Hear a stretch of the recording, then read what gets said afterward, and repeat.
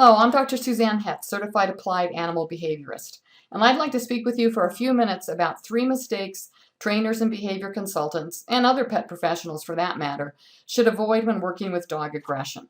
If you work with dogs that have bitten or threatened family members and have been labeled as aggressive dogs, you know how complex and emotional these problems are. There is real danger in living with a dog that is likely to bite. The first principle for anyone working with these types of problems is to help dog owners figure out how to keep people safe and how to manage their dog in the short term so that it can't hurt anyone. During our years of working with aggression, we've seen certain mistakes made repeatedly.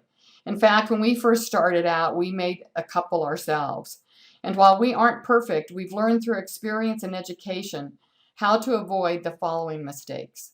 The first mistake to avoid is uncritically accepting a dog owner's interpretation of the why of their dog's behavior. Just like human psychologists provide insights and understanding to the relationship problems between human family members, certified applied animal behaviorists and other pet behavior professionals do the same when one of the family members is the dog. We must avoid making up interpretations that have no rational or scientific basis, such as those that espouse dominance as a motivation for most aggression problems. Just let me give you a couple of examples from some of our recent cases. One owner believed her dog's food guarding was a dominance problem when it turned out the dog was actually fearful and defensive.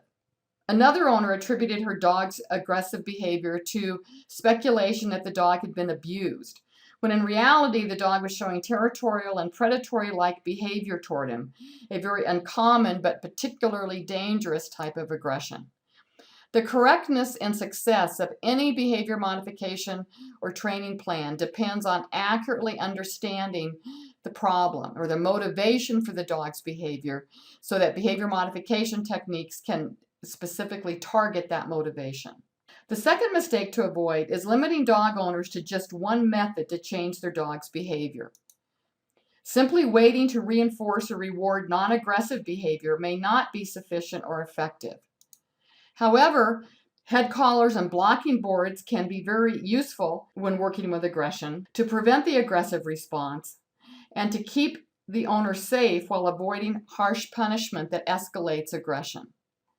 Professionals who work with aggression must be willing to use a variety of tools and techniques while still avoiding harming dogs or making aggression worse. The third mistake to avoid is creating a behavior modification plan that is simply too difficult or impractical for owners to implement. As behavior professionals, it is our job to create a plan that owners who sincerely want to work with their dogs can reasonably follow. A plan that conforms to scientific learning principles and our understanding of dog behavior, but one that is also practical and doable and efficient and effective and doesn't require hundreds of repetitions with very little change in behavior. Dog aggression to family members is the topic of one of our many pro-member monthly webinars at behavioreducationnetwork.com.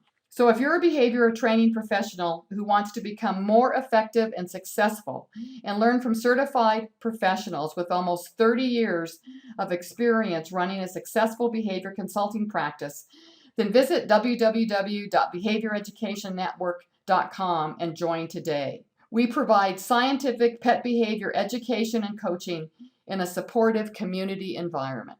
Thanks for listening.